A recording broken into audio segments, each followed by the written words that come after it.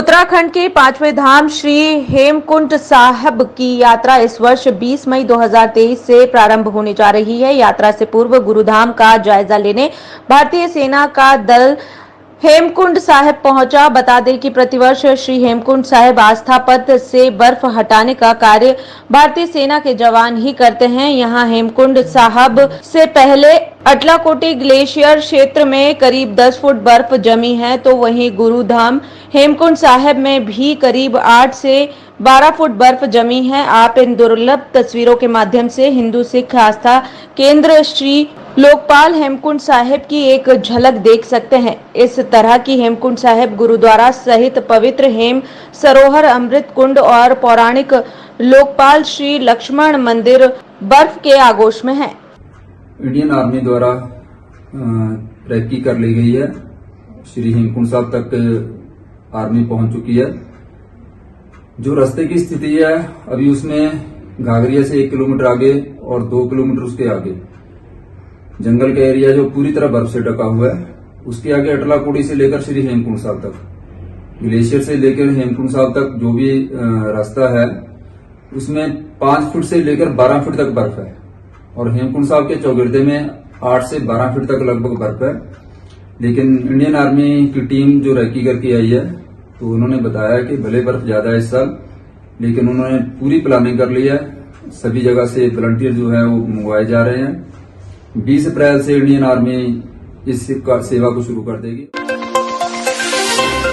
डोईवाला के भानियावाला में ऋषिकेश तक 4 लेन हाईवे का कार्य शुरू होने जा रहा है। इसको लेकर प्रशासन ने अतिक्रमण की जद में आ रही दुकानदारों को अतिक्रमण हटाए जाने के नोटिस भी जारी कर दिए हैं, पर इन व्यापारियों को उचित मुआवजा नहीं दिया जा रहा है, जिसको लेकर व्यापारी व स्थानीय निवासी कांग्रेस जिला मोहित उनियाल के नेतृत्व में डोईवाला तहसील पहुंचे और उपजिला अधिकारी के माध्यम से उचित मुआवजा दिए जाने की मांग करते हुए मुख्यमंत्री के नाम ज्ञापन प्रेषित किया। 2 महीने का नोटिस मिला है कि 2 महीने के अंदर आप अपनी जो प्रॉपर्टी है जो इसकी जद में आ रही है उसको तोड़ लें। तो यहाँ व्यापारी परेशान हैं क्योंकि सबसे बड़ी समस्या क्या आ रही है, करीब 50% तो व्यापारी ऐसे हैं कि जिनका अभी तक दाखिल खारिज नहीं हुआ है, कागजों में उनका नाम नहीं है, खतौनी में नाम नहीं है, तो वो लोग कहाँ जाएंगे, उनको क्या होगा। उसके लिए हम लोग आज माननीय उप जिलाधिकारी महोदय से मुलाकात करने के लिए आए थे। परवादून जिला कांग्रेस की तरफ से हम लोगों ने ज्ञापन सौंपा, माननीय मुख्यमंत्री जी के नाम हम लोगों ने ज्ञापन सौंपा और हमारी यही मांग है कि हमें उचित मुआवजा दिया जाए, क्योंकि हम सरकार के साथ सहयोग करने के लिए बिल्कुल तैयार हैं। पूरे व्यापारी जितने भी भाने वाले व्यापारी हैं, हम जितना ये मांग रहे हैं, इनको जितनी ज़रूरत है हम उतना देने को तैयार हैं, पर हमें आज तक यही नहीं पता लग रहा कि शासन प्रशासन हमें मुआवजा क्या दे रहा है। मुआवजे की राशि, धनराशि का नहीं पता लग रहा है। उसी के लिए सभी परेशान हैं।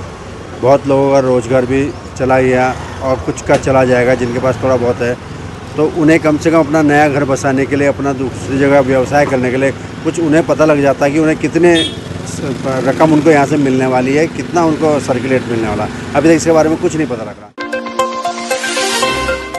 देश में कोविड के बढ़ते मामलों ने एक बार फिर चिंताएं बढ़ा दी है। 24 घंटे में देश में 5880 नए मामले दर्ज किए गए हैं, जिसको देखते हुए केंद्र ने सभी राज्यों को टेस्टिंग और टीकाकरण को बढ़ाने और सतर्क रहने के लिए कहा है। उत्तराखंड में कोरोना के बढ़ते आंकड़ों ने सरकार की चिंता बढ़ा दी है। पिछले 24 घंटे में उत्तराखंड में 30 नए मरीजों में कोविड की पुष्टि हुई है। बढ़ते मामलों को देखते हुए स्वास्थ्य मंत्री डॉक्टर धन सिंह रावत ने कोविड से निपटने के लिए अस्पतालों में की जा रही तैयारियों का जायजा लिया।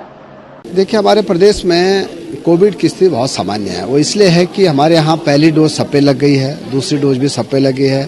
प्रिकॉशन डोज हमारे यहाँ लगभग 27-28% लोगों पे लग चुकी है। अब हमने दोनों चीज निर्णय लिए हैं कि एक तो टेस्टिंग बढ़ाएंगे हम अपने राज्य में, दूसरा यह है कि वैक्सीनेशन के जिन पे भी नहीं लगी है उनको ये आग्रह करेंगे कि वैक्सीन जरूर लगाएं।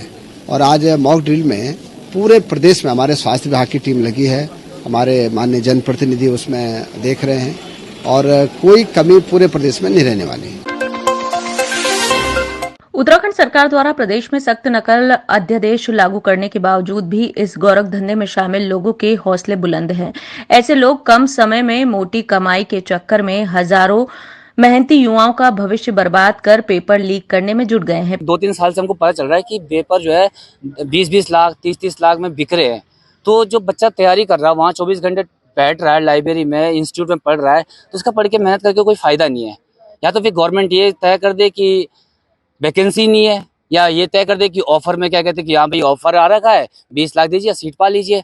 तो इस तरह से हो, या तो फिर तैयारी ना करे बंदा। पेपर लीक की घटनाओं के बाद राज्य सरकार और आयोग पर लगातार कई सवाल उठाए जा रहे हैं। पेपर लीक के मामले को लेकर कांग्रेस के प्रदेश उपाध्यक्ष मथुरा दत्त जोशी ने कहा कि बीजेपी सरकार को युवाओं से माफी मांगनी चाहिए। उन्होंने बीजेपी पर भ्रष्टाचार के मामले को दबाने के लिए कई अन्य मुद्दों को उछालने का आरोप लगाया है।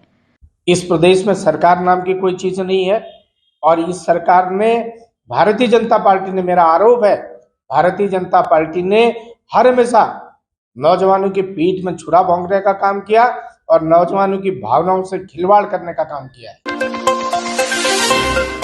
मसूरी के सबसे पुराने बाजार लंडोर बाजार में विगत रात्रि एक अज्ञात वाहन द्वारा कई दुकानों के छज्जे तोड़ दिए गए और एक दुकान पूरी तरह से क्षतिग्रस्त हो गई है, जिसमें स्थानीय व्यापारियों में काफी आक्रोश है और इस संबंध में उन्होंने मसूरी कोतवाली में एक ज्ञापन भी प्रेषित किया है, जिसमें मांग की गई है कि लंडोर बाजार में बड़े वाहनों के आवागमन पर प्रतिबंध लगाया जाए, क्योंकि यह मार्ग सकरा है और ऐसे में बड़े वाहनों के आगमन से कई दुकानों को नुकसान पहुंच रहा है। इससे पहले पिछले महीने इसी तरीके से एक ट्रक रात को आया और वो कम से कम 10-12 दुकानों के छज्जे तोड़ के चला गया। इसी तरीके से अभी घंटाघर में यूनियन चर्च के बाहर एक हमारे सम्मानित व्यापारी हैं, उनकी दुकान में चोरी हुई, वो उसके ताले टूटे और आज पुनः देखा गया है कि 10 दिन बाद पुनः ये एक और ट्रक कोई यहाँ पे आया है। रात को ट्रक आया है या क्या आया है हमें पता नहीं है। लगभग 6 से 7 दुकानों के शटर और एक पूरी दुकान क्षतिग्रस्त कर दी गई है।